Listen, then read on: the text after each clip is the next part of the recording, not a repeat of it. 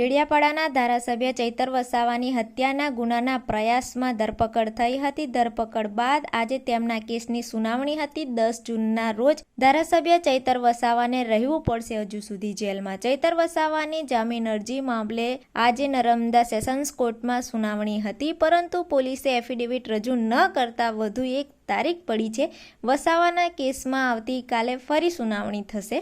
જણાવી દઈએ કે પોલીસ એફિડેવિટ રજૂ ન કરે ત્યાં સુધી ચૈતર વસાવાને જામીન મળવું મુશ્કેલ છે, કારણ કે થોડા દિવસ પહેલા ડિસ્ટ્રિક્ટ કોર્ટમાં ચૈતર વસાવાની જામીન રદ કરાઈ હતી. હવે જામીન એમને મેળવવું હોય ત્યારે તેમને સેશન્સ કોર્ટમાંથી રહેશે, પણ હજુ સુધી પોલીસ એફિડેવિટ રજૂ જ નથી કર્યું. પોલીસ એફિડેવિટ રજૂ કરે તો સુનાવણી થાય એમ છે. હાલ તેમને વડોદરા સેન્ટ્રલ જેલમાં લાવવામાં આવ્યા છે, જ્યુડિશિયલ કસ્ટડીમાં. આ કેસમાં શરૂઆતથી પોલીસની કામગીરી પર સવાલો ઉઠ્યા હતા. જ્યારે પોલીસે કેસ દાખલ કર્યો હતો ત્યારથી કલમો અલગ અલગ ઉમેરી હતી. એ વાતને લઈ સતત સવાલો પોલીસ પર ઉઠાવ્યા હતા. ધારાસભ્ય ગોપાલ ઇટાલિયા પણ પોલીસની કામગીરી પર સવાલો ઉઠાવ્યા હતા.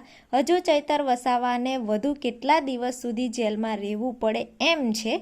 આજે સેશન્સ કોર્ટમાં સુનાવણી હતી, પરંતુ પોલીસે ચાર્જશીટ રજૂ ન કરતા આવતીકાલે ફરી સુનાવણી થશે. તમારું આ મામલે શું કહેવું છે અમને કોમેન્ટ બોક્સમાં જરૂરથી જણાવજો. હવે મળીશું નવા સમાચાર સાથે.